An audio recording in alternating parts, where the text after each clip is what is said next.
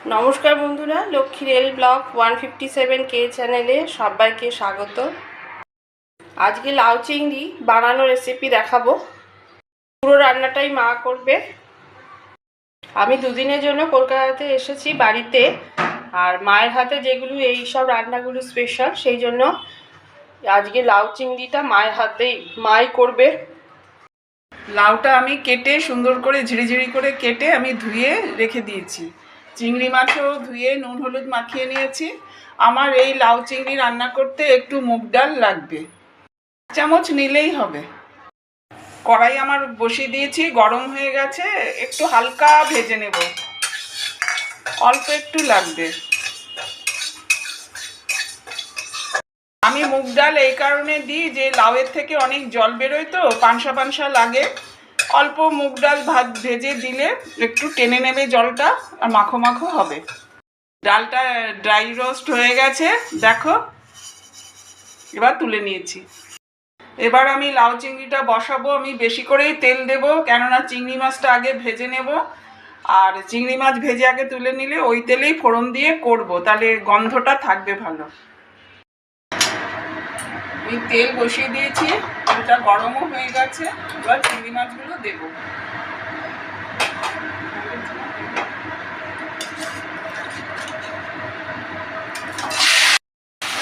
আমি একটু হালকা ভাজবো, বেশি ভাজবো না, নয়তো চিংড়ি মাছ শক্ত হয়ে যাবে।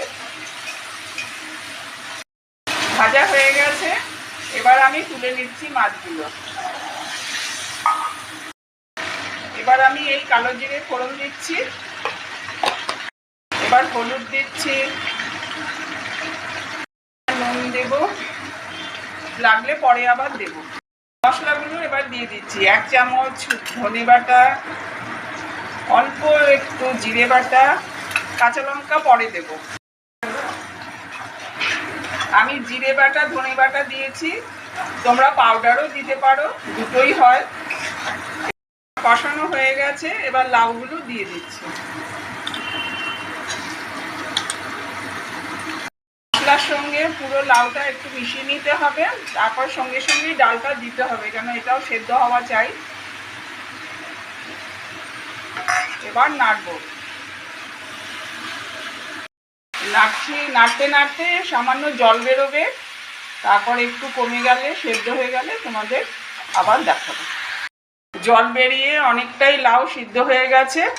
এবার আমি চিংড়ি মাছগুলো দিয়ে দিচ্ছি, কাঁচা লঙ্কাটাও দিয়ে দেব, কাঁচা লঙ্কা বাটাটাও দিয়ে দিচ্ছি।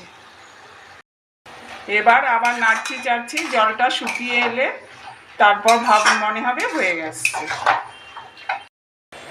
এই 1 চামচ আটা নিয়েছি, এটা একটু জলে গুলে রেখে দেব, নামানোর আগে দেব। 1 চামচ চিনি দিলাম, ভালোভাবে মিশে গেছে। এবার আমি নুন মিষ্টিটা একটু এই সময় চেক করে নেব। লাউ চিংড়ি দিয়ে খুব সুন্দর গন্ধ বেরিয়ে গেছে, রান্নাটা আমার প্রায় কমপ্লিট হয়ে এসছে। এবার ওই যে 1 চামচ আটা গুলে রেখে দিয়েছিলাম, এটা একটু ছড়িয়ে দেব, দিয়ে সঙ্গে সঙ্গেই নাড়তে হবে।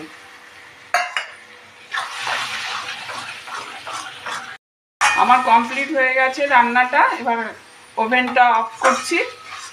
এবারে এরকম ঝুরঝুরে মাখা মাখা টাইপের হতে হবে। তোমরাও এইভাবে বানিও, গরম গরম ভাতের সঙ্গে ট্রাই করো, খুব ভালো লাগবে। মায়ের হাতে এই লাউ চিংড়ি রেসিপি ভালো লেগে থাকলে আমার সব নতুন বন্ধুদের কাছে রিকোয়েস্ট রইল সাবস্ক্রাইব করার জন্য। Thank you.